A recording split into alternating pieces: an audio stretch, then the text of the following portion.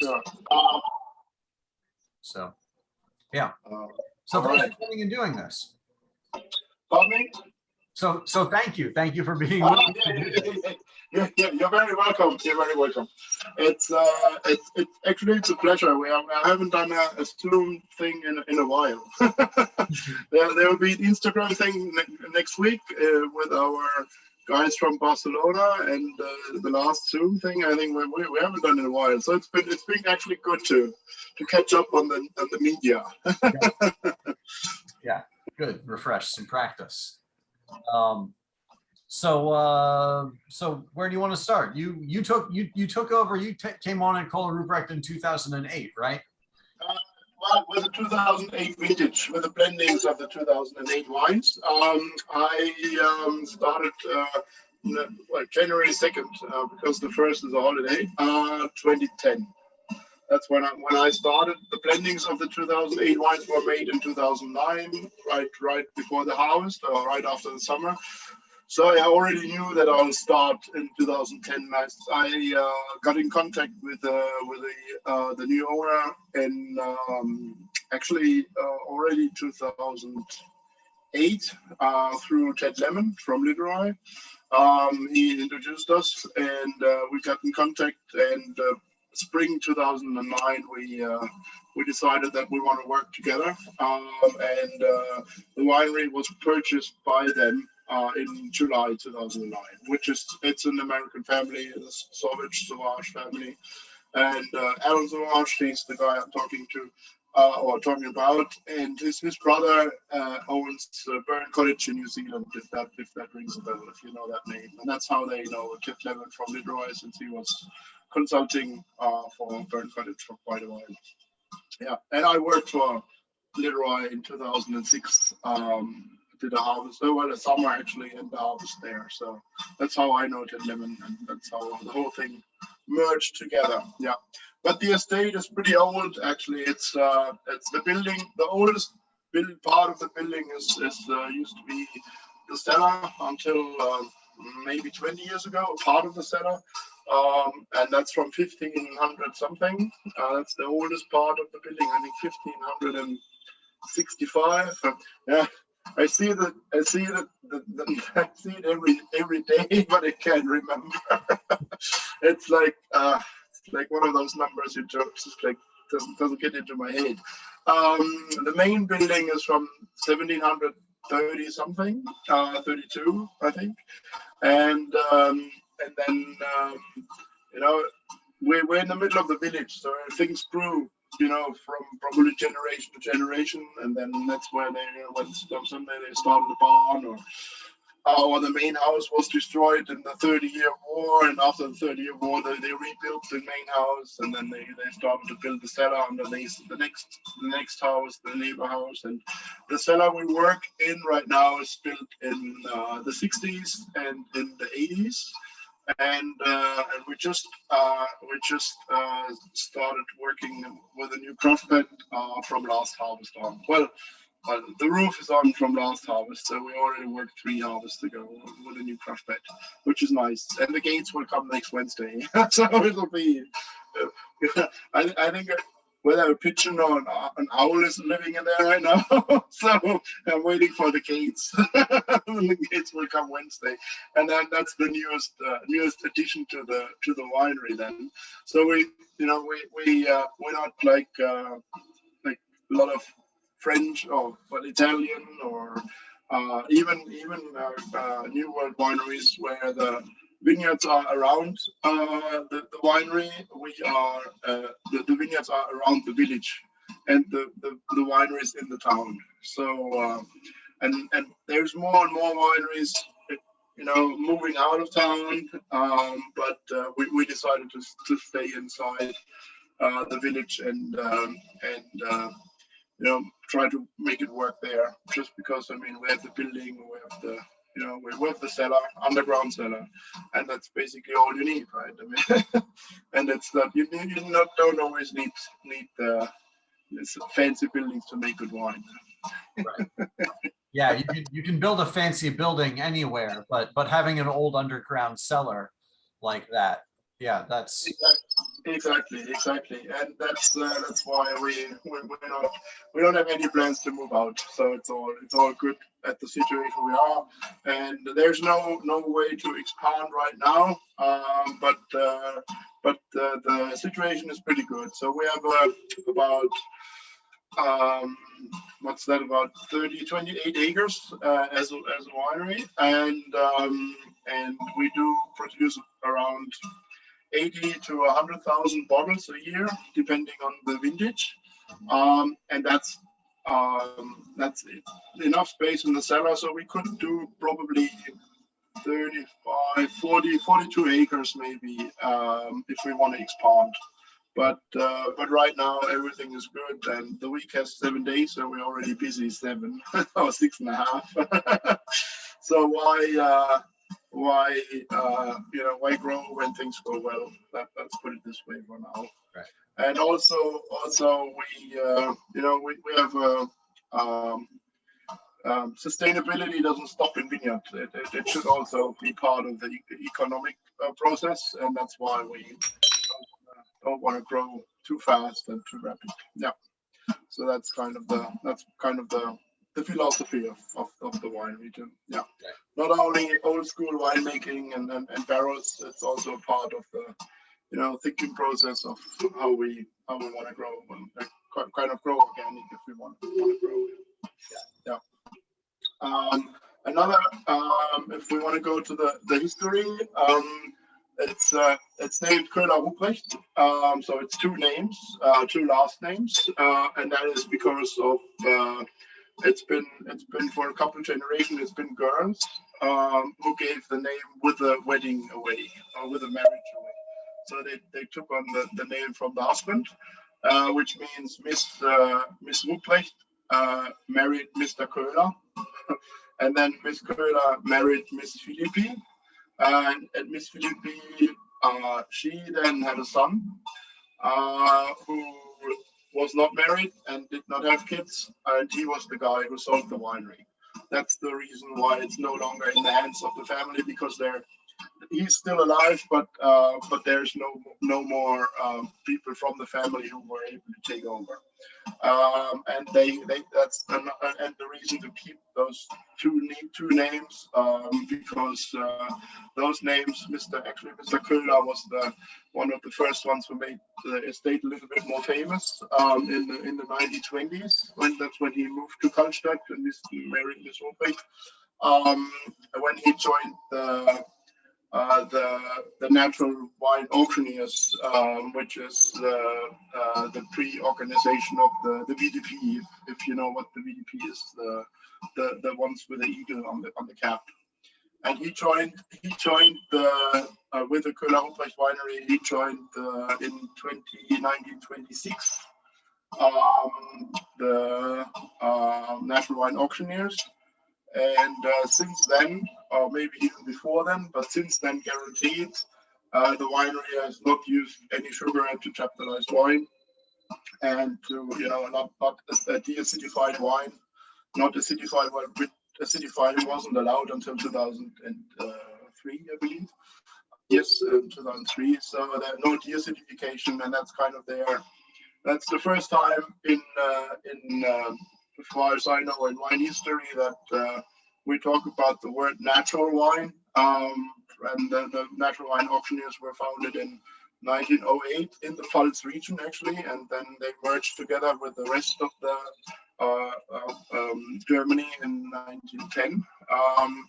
And funny enough, after the new wine law in the 70s, I think 1971, the word natural wine is no longer allowed in Germany.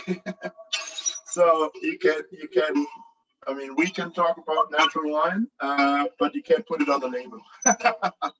So the country had at the very first moment the idea and the inspiration of it.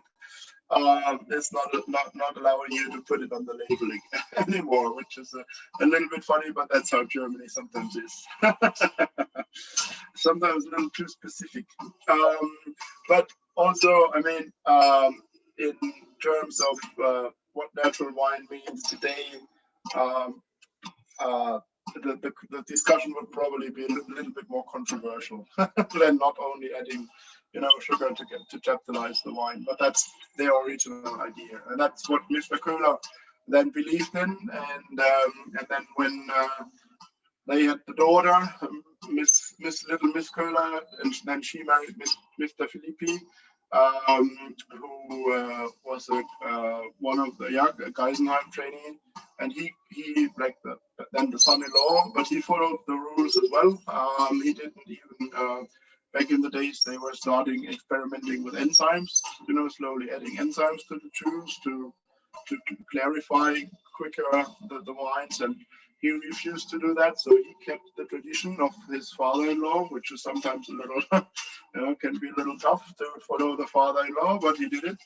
And then the son, Bernd Philippi, he was the one then turning the winery into a little bit more worldwide fame, and also following the rules of the father and the grandfather.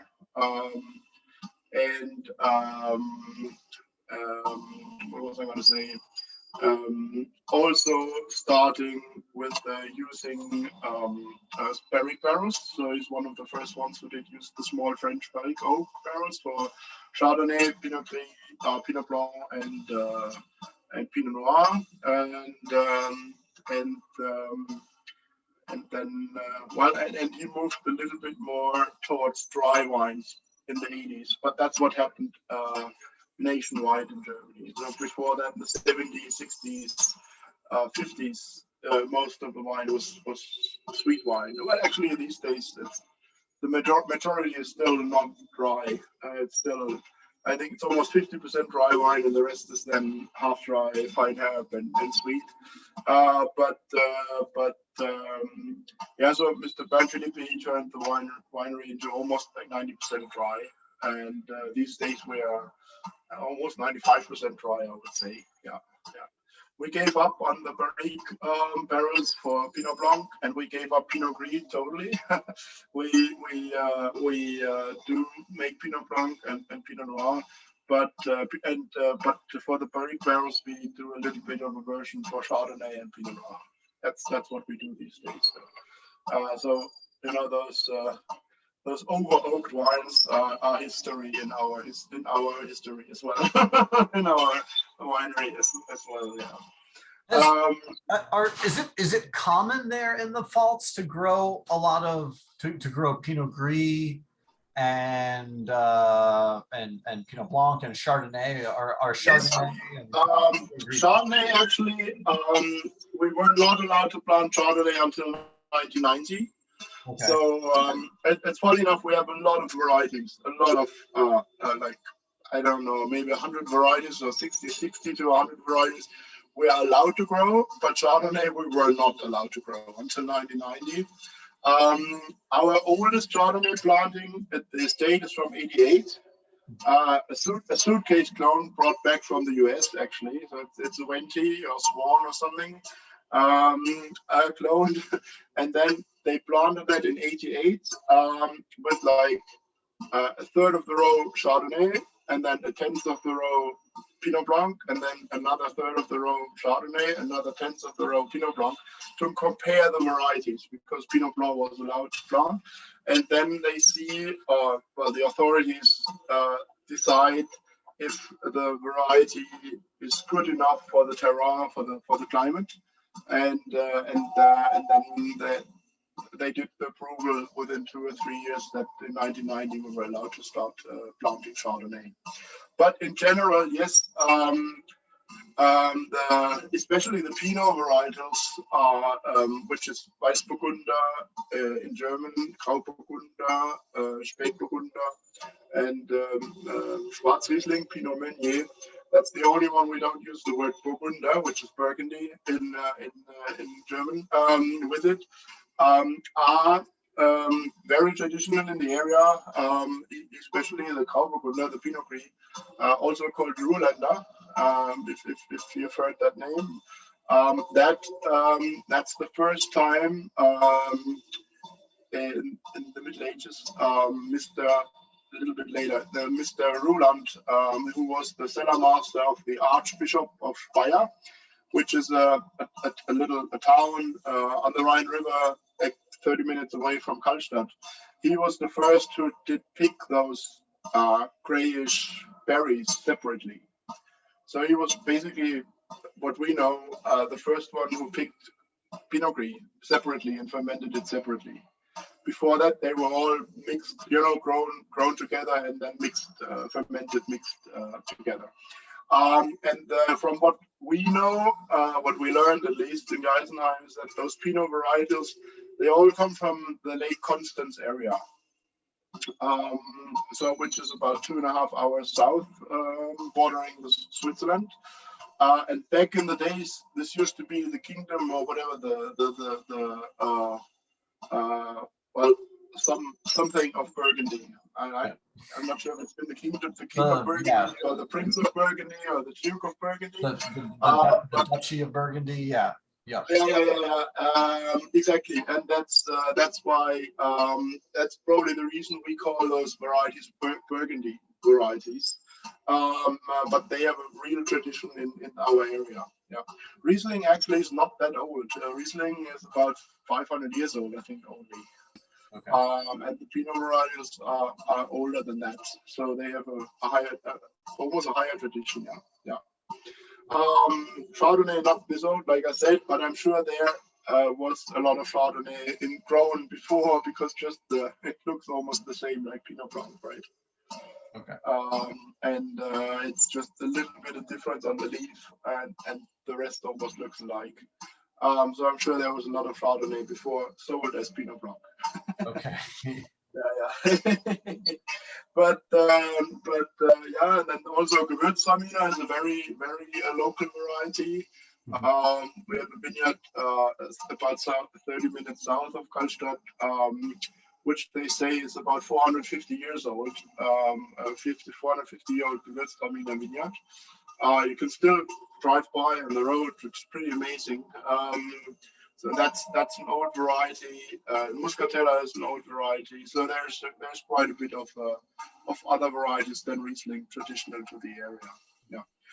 Vineyards in the Pfalz, we have vineyards for about 2,000 years. So the Romans came from France, then they went all the way up the Mosel River, and then they went down south of the Rhine River, and they liked it so much in Pfalz that they started growing wines. They liked it better than the steep Mosel slopes, so let's put it this way.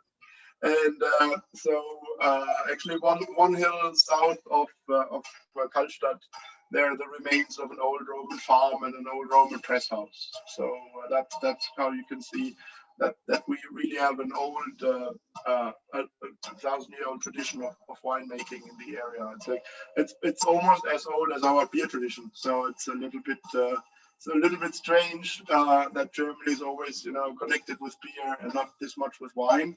But the tradition of wine growing is older than Rioja. So it's sometimes a little bit, even for me, surprising. Yeah. Going back to history. So the Americans bought the place in 2009. They brought me in 2010. Franzi joined us in 2013. And in 2014, she took over the cellar. And in end of 2014, then we left the VDP because of they in 2012 they decided that they only want to keep their predicates with sweet wines, and everything dry should be a quality wine, and also there's only one vineyard. One single vineyard wine per variety left, dry wine per variety left. So this for us gave us two reasons if we want to continue what we do for 88 years. And if you look back into the year 1926,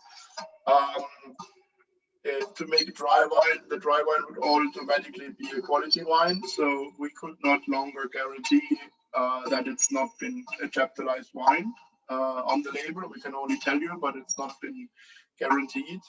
Okay. And as well as our most famous vineyard is the Sauermargen vineyard, where we grow almost only Riesling in. It's our most famous and our best vineyard. We do make up to 7 different dry wines if it's a really great vintage out of this one vineyard, and several blocks, but still one vineyard. And at least we make 3 wines out of this vineyard. In 2013, actually only 2, but there's always a Kabinett Trocken, always a Spätlese Trocken, and usually an Auslese Trocken as well. Only to get to go up from Kabinett, Spätlese, Auslese, from the light to elegant to complex. And by joining or by continuing the VDP system, this would be a quality wine. One quality wine out of this one vineyard.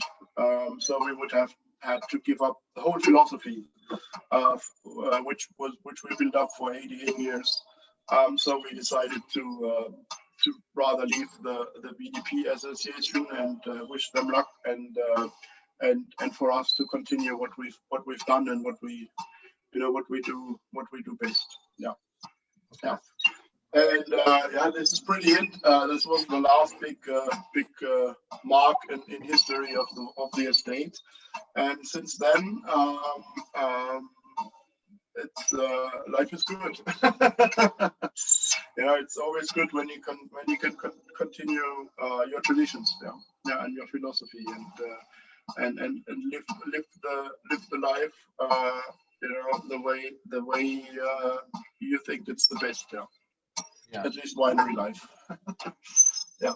So I'm not completely sure I understood that. So if you left the what was that called that you left? The VDP, right? No, we left because they made it mandatory to label every dry wine as quality wine instead of Qualitätswein wine. Okay. That's losing the natural wine basically on the label, the guarantee for chaptalization or not chaptalization. Okay. And the second call is that you are only allowed to make one dry wine out of a single vineyard. Okay. All right. So you would have had to lose where it says right here, Qualitätswein. You would have to lose that. Yeah, it was effectively you would have to bottle the wine as a lower quality, whatever that is, a lower designation, and you would only be allowed to make one dry wine per vineyard. And so the Sauermargen vineyard, you wouldn't be able to make multiple different bottlings. You would have had to just take all the grapes and put them together there, and that's exactly. That kind of blows my mind. That the government there has that much control over what you do as a farmer. I feel like there's a lot of regulation in America, but it's usually sort of specific safety things or something like that. And I don't even understand the justification for that, for some governmental body to be like, oh, you can't make multiple dry wines from a single named vineyard. We need to change the rules. Hold on. It's not the government doing this. This is the VDP organization. It's not the government. Right. But the government can do the same thing. Okay. But still, if you look to our neighbors in France, if you look to Chinon, for example, Chinon, there's only 2 varieties allowed to plant in Chinon, if you call it Chinon. That's Chenin Blanc and Cabernet Franc. So this is even more strict than what we do. At least from what I know from California, those regulations are more like tax things and money things. In Europe, things are a little bit more more strict if it comes to those, sometimes weird, even winemaking rules for you. Yeah. There's like, for example, something we don't do, but if you want to deacidify a wine, it needs to be done until March 15th of the following year of the vintage. So if you come on March 16th and you decide to deacidify the 2021 wine, you're technically not allowed to do this. Okay. Out of which reason? No one knows. Right. Same with even vineyard. If you want to irrigate a vineyard, August 15th. Okay. Right. And it's like, what? But there's a couple people in the offices and sitting on their nice organized desk and on a brand new chair, and they tell you what to do. Right. Yeah. Right. Oh. So let's talk about the vineyards, because we've been talking about them. We've been talking about Sommagen. You have a lot of limestone here in your vineyards. They're particularly limestone rich. Yes.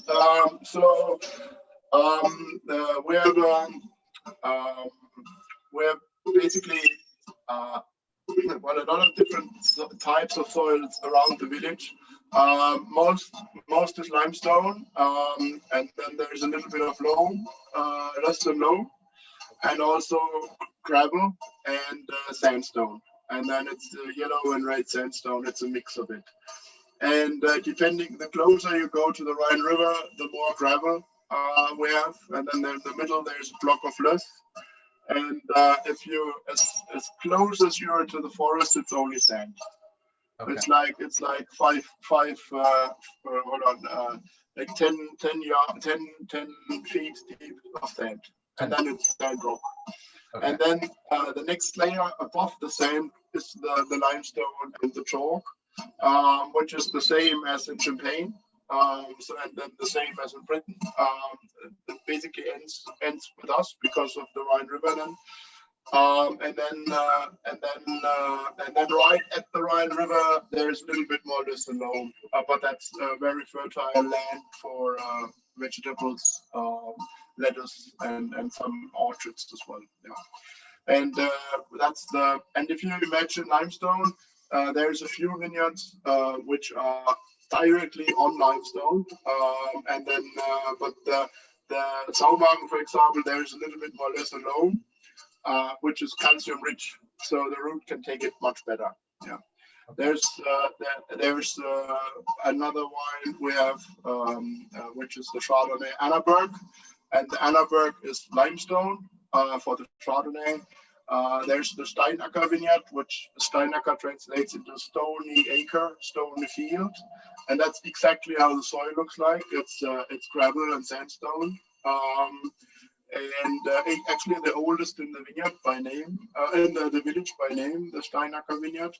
And then there's the so-called Kronenberg, which is the crown mountain, and it's not even a mountain. I don't even know why they called it like this.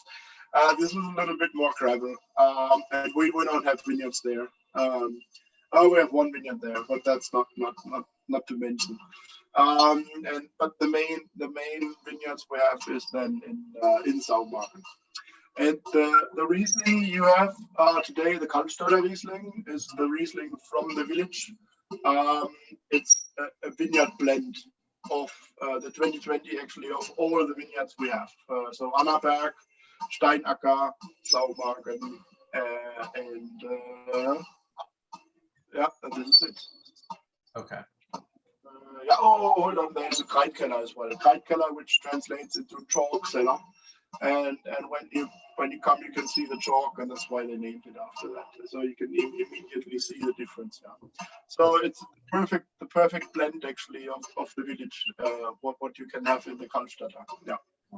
And it's our entry-level wine. So the next wine then will be for the Riesling will be Saumagen Kabinett Spätlese Auslese. Yeah, exactly. 2020, yeah, right? Yeah. 2020, yeah. Yeah.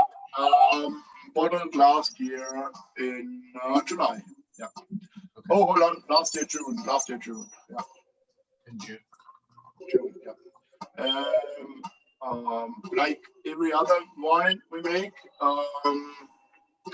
on the skin for about a night, crushed on the skin for about a night, pressed off the next day, and then drained into our lovely barrels for wild fermentation, a natural fermentation, racked in May, and then blended together in May, filtrated, and then bottled into. Yeah. So every white wine gets treated the same way. Okay. So there's no difference in quality. There's no difference in predicate. There's no difference in vineyard. So we treat every single white wine the same way. Yeah. Yeah. No difference in variety too. Yeah. Okay. So it's pretty. It's our focus is always. Well, of course, it's the vineyard and the taste. But also the vintage is important. And then if you fool around in the cellar, you can adjust the vintages quite a bit. So that's why we treat everything. We try to treat everything the same every year. We do play a little bit around with the skin contact and sometimes batonnage, but not too often. Just to to show the vintage in the bottle and in the glass later on, because that's the main significant the difference every year is, I mean, the weather, and that's what we try to show in the bottle, right? The vignettes don't change, not really. The team doesn't really change, and the climate is the big difference, and that's what makes the year and the vintage, and that's why we don't mess around with a lot of tricks in the cellar, and try to treat everything the same. Yeah, that you can really compare the wines and the different quality levels and the different vintages later on. Yeah. Yeah. I've always read that your fermentations take a long time because you're doing them in the cellar, and the cellar is particularly cold. How cold is it in the cellar? It's not, well, it's not too cold. You can work with shorts, and you need a jacket. And then there's times where barrel ferments within 2 weeks, and then there's times when barrel ferments within 6 months. It's the main difference is that there's temperature difference, but the later you pick, the colder the grapes are, and the colder the must is, and the colder they go down into the cellar. So it takes longer for fermentation to kick off, and then until it takes a little longer to ferment until the end. Back in the days, everything basically took at least until May, June, or let's say April, May, when things started to warm up again. But these days, with cultured yeast and nutrients you can add to speed up the fermentation, we're just things are not that slow. It's just the way it's been. They are slow in comparison to modern winemaking. Let's put it this way. Yeah, yeah. I don't even think if you have a cultured yeast, let's say you have a Sauvignon Blanc from New Zealand, fermented with maybe 16 degrees Celsius. That's almost sometimes a little colder than our cellar gets during fermentation. Okay. But the cultured yeast can handle those temperatures better, just because it's a selected cultured yeast. Right. Okay. Yeah. All right. Yeah. So which grapes which variety do you pick first, or do you pick based on vineyard, or is it both, I guess? Well, it's more basically every year again it's the same. It doesn't matter which weather we have. It's colder or warmer. We start with Muscatella every year, so we have a little bit of Muscatella, which is the yellow muscat. And then we continue with the Pinot Blanc, Pinot Noir, and the last ones is the Riesling. And then, everything around Sauermark is first, so Steinacker is first, and then there's Kalkkeller is first. Annaberg is a little bit later just because it's higher in elevation. And then usually the very last pick is the last few grapes in Sauermark. The time frame can be from beginning to end. It can be 3 weeks. It can also be 6 weeks, depending on the weather during harvest. And the starting time can be early September or it can be late September. Okay. So last year was a very last year. 21 was a very late vintage, late harvest. So we started, I think, September 28th or something. Okay. 2011, 2015, we started on September 3rd or 4th. Okay. So that's that. But that's, if you look at if that's 4 weeks, right? That's quite a bit of a number. 28 days, and if you look, between flowering and picking days should be 100 days. 28 days is 25%, 28%. That's quite a big difference. So this shows us that climate change is affecting us as well. Right. Yeah. It's not. I don't want to call it climate warming, global warming. Last year was a pretty cold vintage. Right. 2020 was not that hot either. It's always hot if you look at the numbers from the Weather Channel. But for the growing season, it's not been that hot.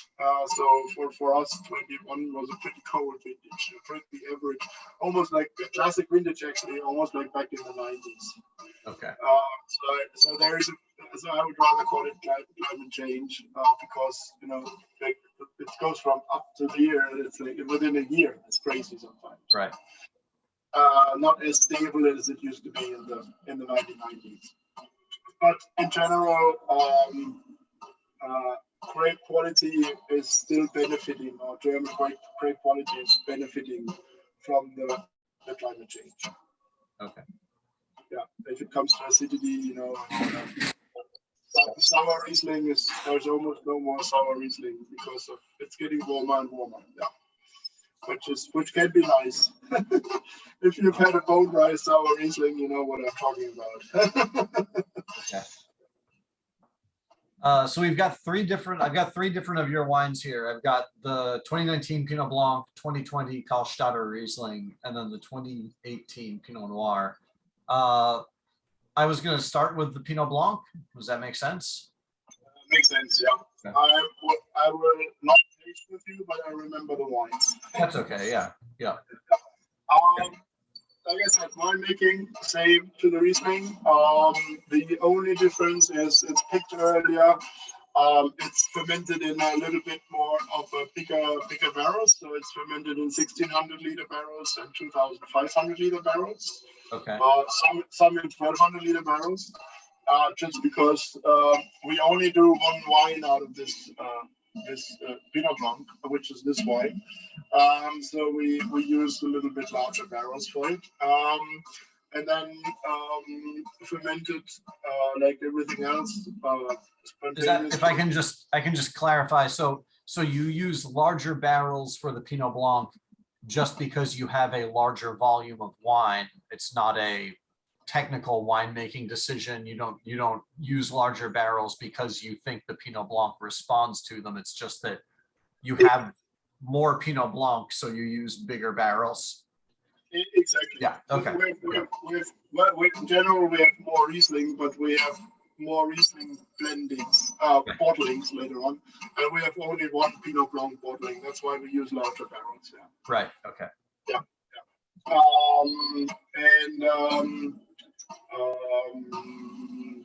19, pretty warm vintage, but it did keep the acidity until the end. And then we picked mid to end September 2019 for sure. And then, I fermented until we probably bottled the 19 in July, August 2020. Yeah. So it stays in barrel until about 4 weeks before the blending. And then it stays on the full lees until then. Okay. So there's the racking is done when we do the blendings, the bottling preparations. Yes. When you do the bottling preparations. Okay. So so it stays on the lees basically the whole time until Exactly. So about 10 months, 9 to 10 months. Okay. Right. Full lees, no racking. We do add sulfur about 8 to 10 weeks after fermentation. Okay. Which, like I said, depending on the barrel, which can be in November, December, or it can be in May. Okay. Right.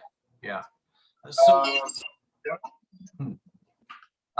I've read before that you don't really monitor malolactic fermentation. It just sort of it happens or it doesn't happen. How do you decide when the wine is ready to bottle? That is that's a matter of taste. If we feel like it has enough texture, sometimes it needs to be dry. The blend needs to be dry until the bottling day. That's another aspect. And then also, if we're happy with the texture of the lees, and that's kind of the decisions of the if we bottle in May or if we bottle in September or if we bottle later on in November after the harvest.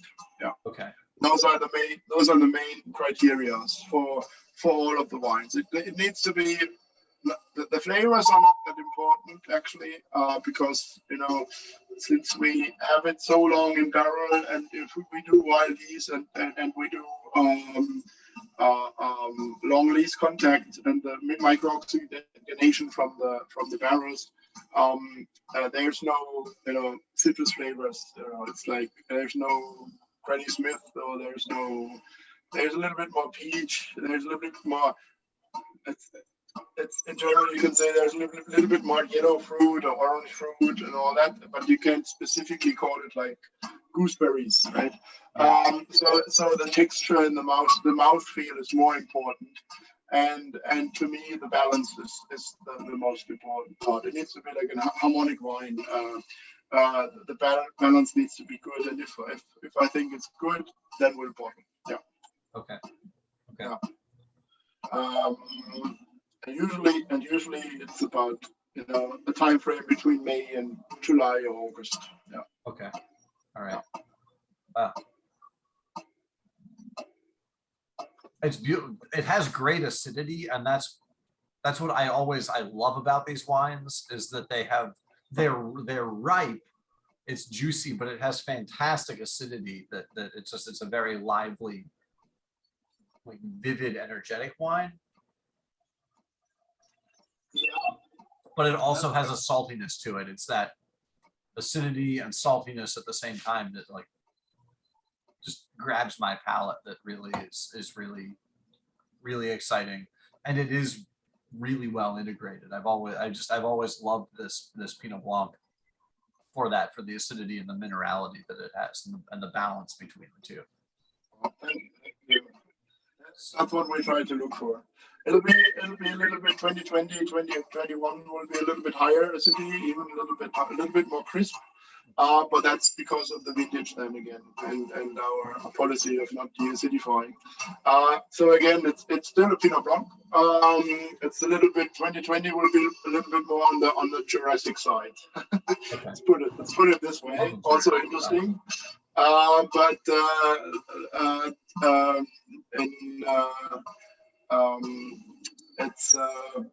It's also a wine which is very universal. You can you can you can pair it with a lot of different foods, I think, and it's not you get a lot of people get their arms around the Pinot Blanc.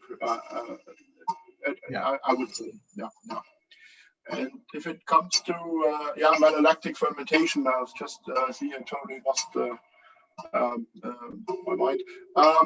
Sometimes it happens, and then we don't stop it, and sometimes it doesn't happen. And then we don't look for it. That's part of the vintage. And also, um, there is like back in 2016 or 2018, there's almost no malic acid left in the grape. That there can't be a malolactic done. Because if there's no malic acid, it cannot turn into lactic acid.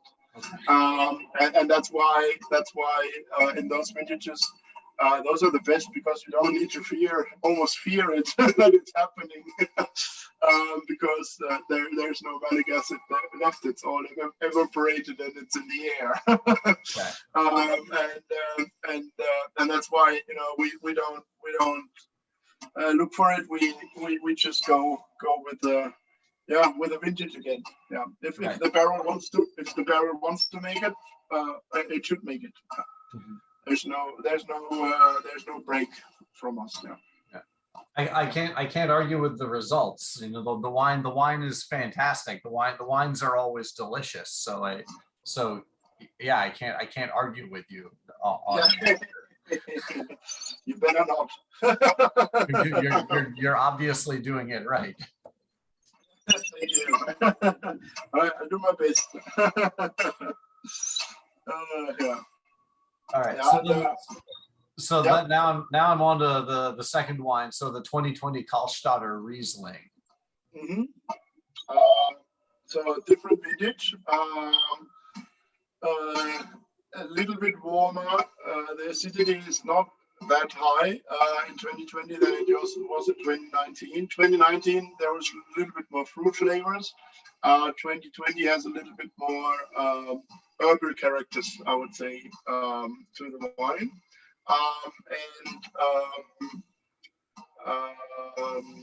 like almost like a green tea or tea leaf a little bit.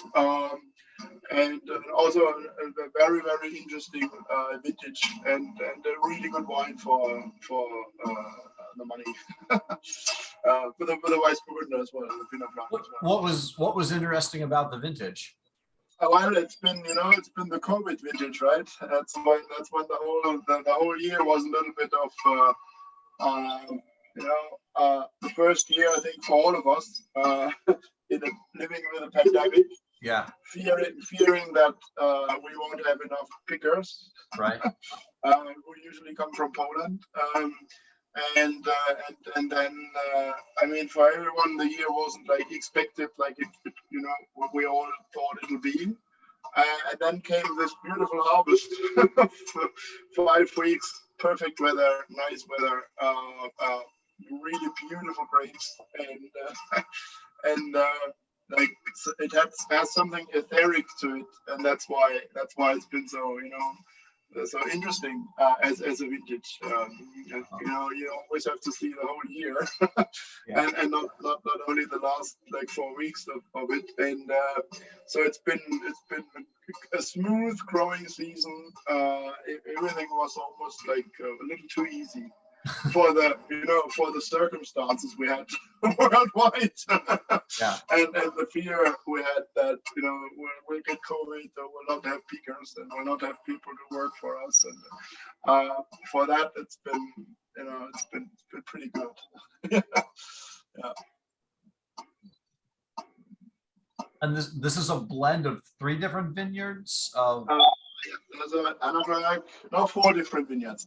Koehler, that's the smallest amount. Annaberg, Steinacker, and Saumagen. So everything in Saumagen we don't think is as complex as Saumagen should be. We blend into the Kaltstadter. Okay. So it is a real Kaltstadter blend. So basically, from every vineyard we have Riesling at in Kaltstadt goes into this blend, which is pretty cool, because this is then it's an honest blend from the village, which makes sense. Then you put the name village or Kaltstadt on the label. Yeah. And not only not the weakest wine. It's just because of the basic quality. It's just it's just not Sauermarken. Let's put it this way. And with all the characteristics from those other vineyards. And to have those other vineyards by itself, it wouldn't be as much fun as this Kaltstadt blend, to be honest. And that's why we make this blend as a basic quality wine, Prädikats wine, cabinet wine, and then focus later on the Sauermarken single vineyard. Yeah. Okay. Yeah. I really regret that I don't actually have the Sauermarken here to taste alongside it, but it's delicious. It's very sunny. It's a very sunny, sort of fruit forward. It's kind of like lemony, citrusy, but not too edgy. It's very easy to drink. It's a very sort of friendly Riesling. That's what it should be. It's it should be complex enough, but it should make your brain to think a little bit. But it's for us, wine is and Pfalz especially, wine is a cultural product. It's part of life, part of everyday life. Even though I don't drink today, but it's like in Cologne they drink their beer, we drink our glass of wine, and for generations, and that's why you need to have a wine which is pleasant, which is not too complicated, and you can drink all day, and it's not we have that majority of Catholics in the region. And they could try to live a little bit different than the Puritans than basically you guys. So we don't celebrate life by opening a bottle. Oh, but we do celebrate life by opening a bottle every day, and not only on Sundays for lunch or dinner. Okay. That's kind of the historic difference.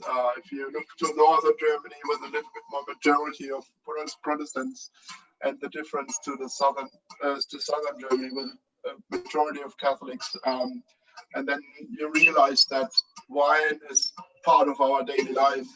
Not in the north. In the north, it's different. Not that they don't grow necessarily wine, but for them, it's a little bit like it's like an honor, or it's like if they want to celebrate something special, they have their glass of wine. And for us, it's the cultural product. And that's one of the reasons we have this wine, and to have it also this way, we could make it even more complex, but then it's a little bit different, and then it doesn't fit this, the original idea anymore. Yeah. Right. Yeah.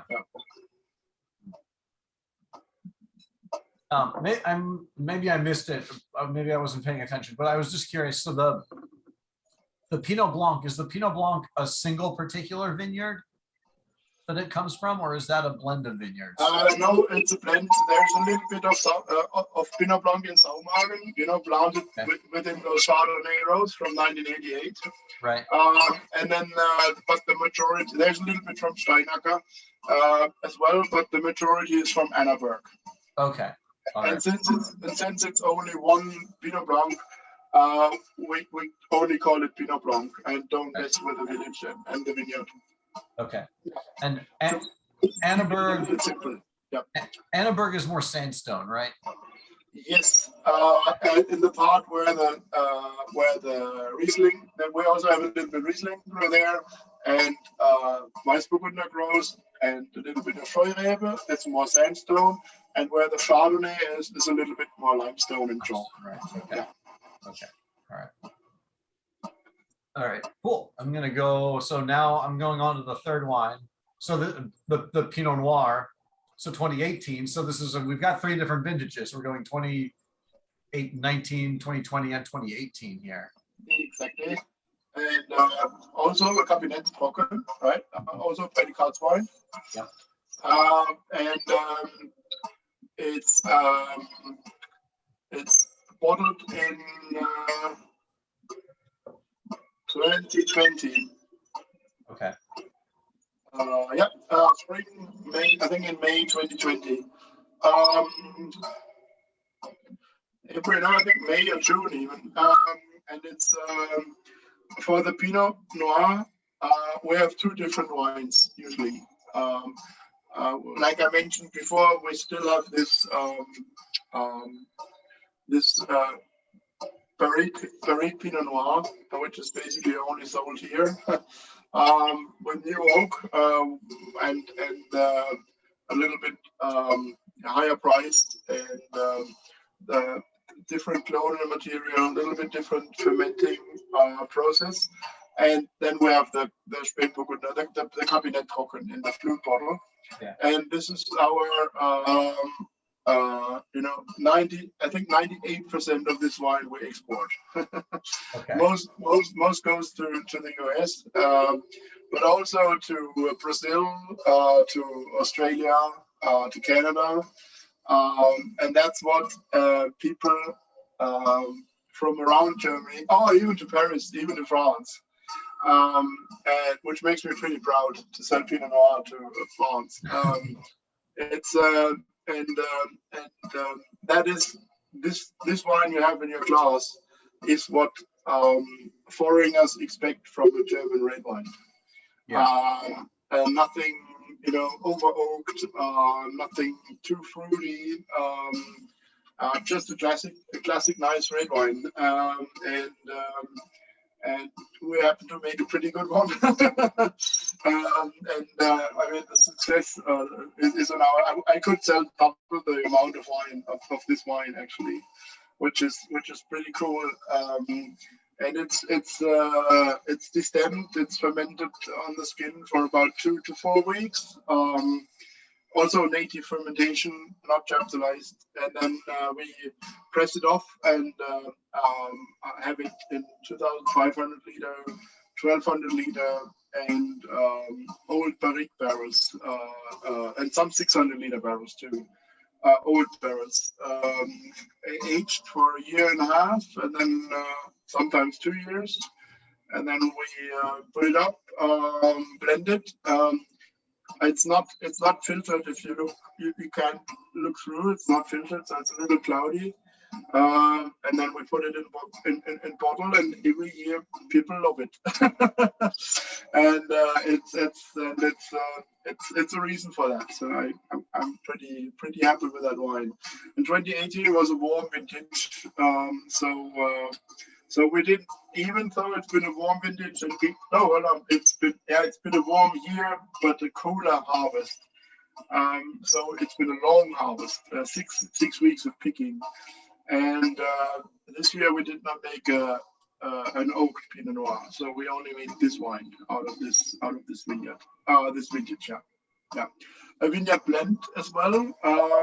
Not everything in there is from Karlstadt. A little bit is from Bad Dürkheim, so the area close to us.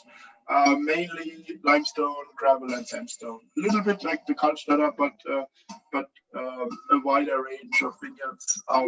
Clonal material is mainly German clones. Okay. Yeah. So some clones. If you would show those clones in Sonoma, they would not accept that as Pinot Noir. Okay.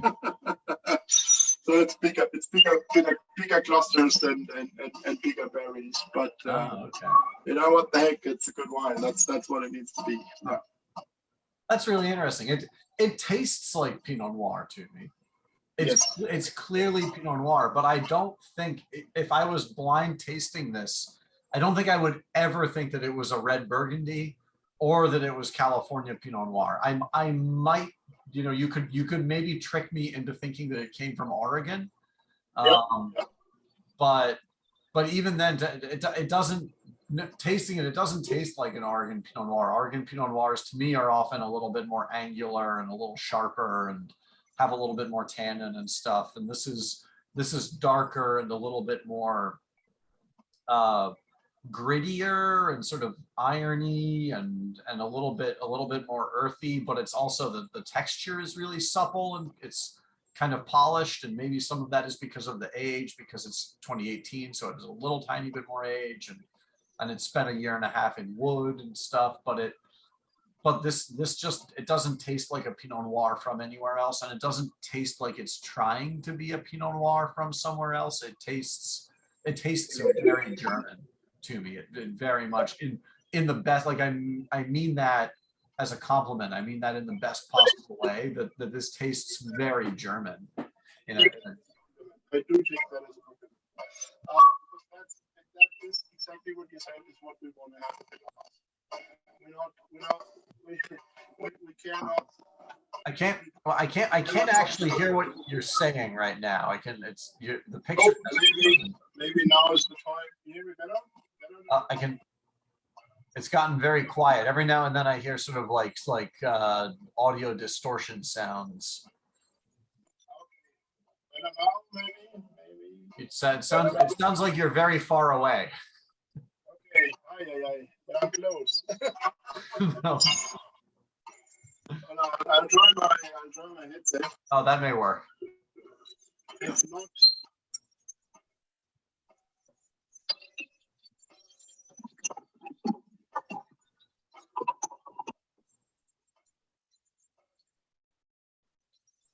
This is better now.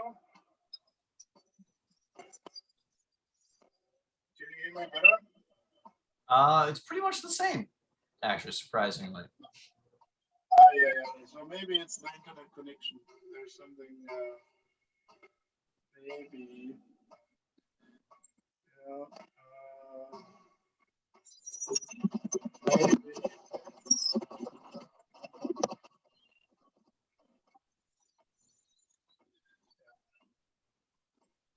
I hope not.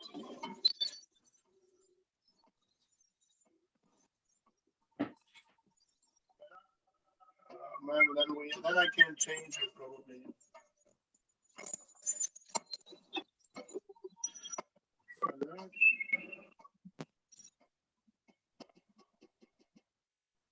Any better? Still seems to still be the same. Okay. Uh, I'll try going back to this one. Still better or still the same? Still the same? It seems to be the same. Try the headset again. Yep, that's the headset again. That seems a little bit better. Okay. And it must be the signal, the Wi-Fi signal or something. I don't know what it is. It's I need to get a better router. It's the old router. Yeah. But yeah. What I was gonna say, yeah. I still can't really hear you. It's still super quiet. Okay. I take I write it.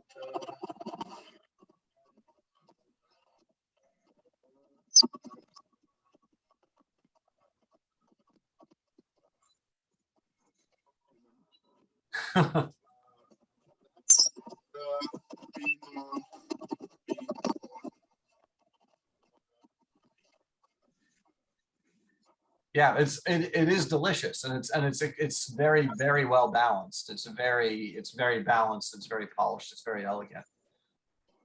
Yeah, no, thank you. That's exactly what we look for.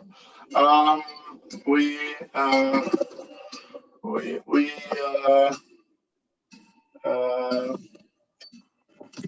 can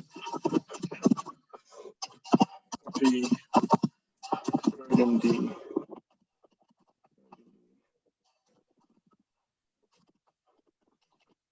Luckily. No, so we cannot copy Burgundy, and that's good. It's good this way, and there's a reason to have this style of Pinot in the world. There's yeah. Okay. Sorry for the connection. Huh? That's okay.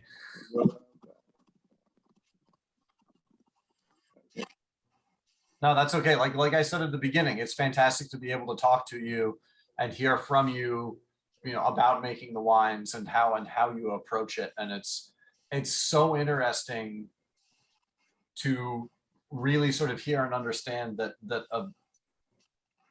I mean, it sounds like the primary thing that you rely on to make decisions about the wines and when to rack them and when to bottle them and when to add sulfur and things like that, that it's primarily based on you tasting them and your palate, and Exactly. Yeah. whether you feel like the fruit is correct and whether they're dry and the mouthfeel, the texture of them and things like that, that those sort of that are those kind of subjective criteria are really what you're basing your decisions on, and it's not black and white technical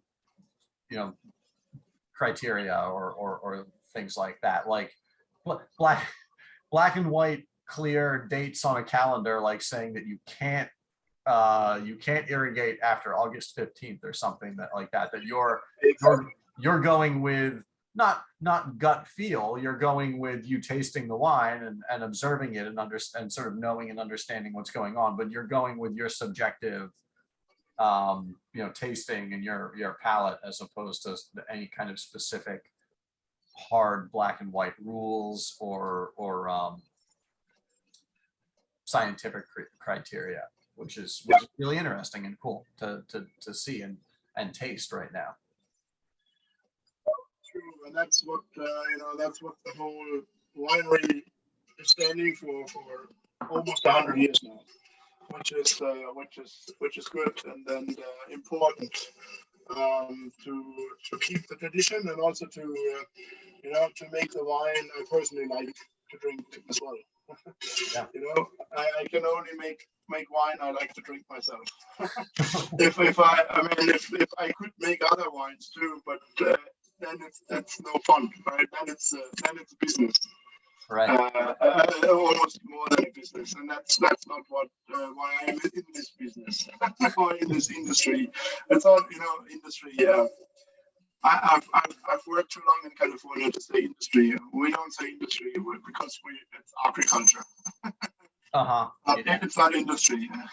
Yeah, that's agriculture. It's a big difference. Yeah. And we don't harvest fruit. We harvest grapes. That's another big difference. When it's not fruit coming in, it's grapes coming in. Yeah. We're not making cherry wine, we're making grape wine. Right. But that's why thanks for saying those words, because that's exactly what my philosophy is, and what our philosophy is, and what describes the winery, and what one of the biggest reason I'm still doing this. Yeah. Cool. Yeah, thank you. Thanks for coming on and doing this. It was great to hear about it. I really appreciate it. And hopefully I'll see you sometime again soon. We'll be back I'll see you in New York or Boston or something like that. Or I won't come in April. I think they do plan a little bit of a trip in April, at least to New York. I will not make it. I decided that the Omicron thing is still a little too right. Unsafe. So I don't want to. The problem is that I don't want to get in quarantine right outside of Europe. You don't want to get quarantined for 2 weeks or something in April, in spring, when everything is happening in the vineyards. Exactly, and that's why I'm not doing it. I rather come in summer, maybe in June or July. And then Maine is on my list, because I think I've only been once to Maine, on the southern part where you cross from New Hampshire to Maine to go to the beach. I think that's the only time I've been to Maine. And thanks Ned for doing a lot of good distribution for our wines, and I think I need to come to get some lobsters. You should definitely come this summer. You've been talking about lobsters for years, so you should come on up. Yeah. Yeah. I will. I can't promise that I make it this year, but I try to make it this year because it's been it's a little tricky. Francie got a baby in September, so she's off the winery, and for maybe another year, we don't know how long yet. So it's basically one person missing, and we're only 5 full terms. And then it's a little bit tough to plan the travels with less staff. but I think summer will be an option. Yes, I'll let you know early enough. Yeah. I wish I missed most of that. I wish there was a volume control I could turn up or something. But I get Okay. I get the takeaway is that you're going to come over and visit, and that's the. That's right. Yes. and if you can hear me, if you ever find yourself in Germany, or if you want to come to Germany and do finals, let me know. You're invited to come to the winery. We have a guest room, and you can stay and see the winery, and we can live taste the wines at the winery. Yeah. I hope you heard that. I will. I did. Yes. One day I'll get over there. All right. Thanks a lot. Thank you, Dominik. Thanks, everybody. And, have a good rest of the day. Yeah. Have a good night. Bye. I will. Bye.